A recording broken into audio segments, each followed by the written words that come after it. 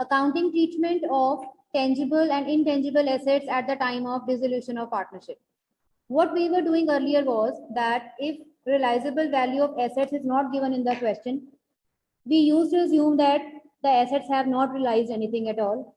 So it was taken as nil. But if liabilities value was not given in the question, they were assumed that they have been paid at the book value.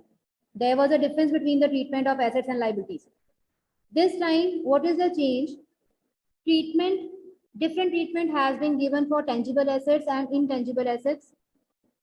If realizable value of tangible assets is not given in the question, it will be assumed that they have been realized at the book value itself. The treatment which we were giving for liabilities, that same treatment is to be given for tangible assets this time. I repeat, if the realizable value of tangible assets is not given in the question, it should be considered that they have been realized at the book value itself. We'll discuss examples also just now. Intangible assets, here there is no change.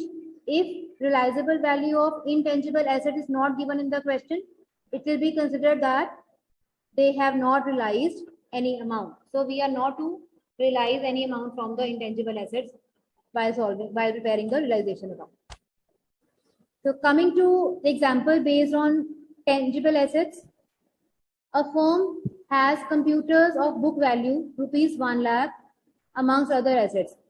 Other assets are also there, but here case of computers is only given. Then the firm is dissolved.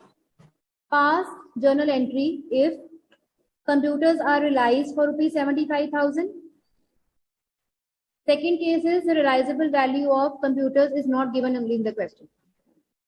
So if we talk about the treatment, it was mentioned that if realizable value is not given in the question, it is to be taken as the book value itself. But if it is given, then we have to take the given value only. So in case A, it is given that computers are realized for rupees 75,000. So entry pass will be cash or bank account debited 75,000 to realization account. But second case, value is not given, so it will be taken as book value. So we will pass the entry of cash or bank to realization with the full value, that is rupees 1 lakh. Coming to the example of intangible assets.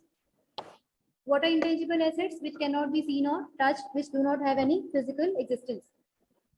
The firm has patents of book value of 50,000 amongst other assets. The firm is dissolved. Pass journal entry if patents are realized for rupees 75,000. When realizable value is given, we are not to look after the book value. So we will pass the entry with realizable value only, that is 75,000. So entry will be cash or bank account debited to realization account, that is 75,000. Case B, realizable value of patent is not given in the question. So we are to consider that they have not realized anything. So no entry will be passed.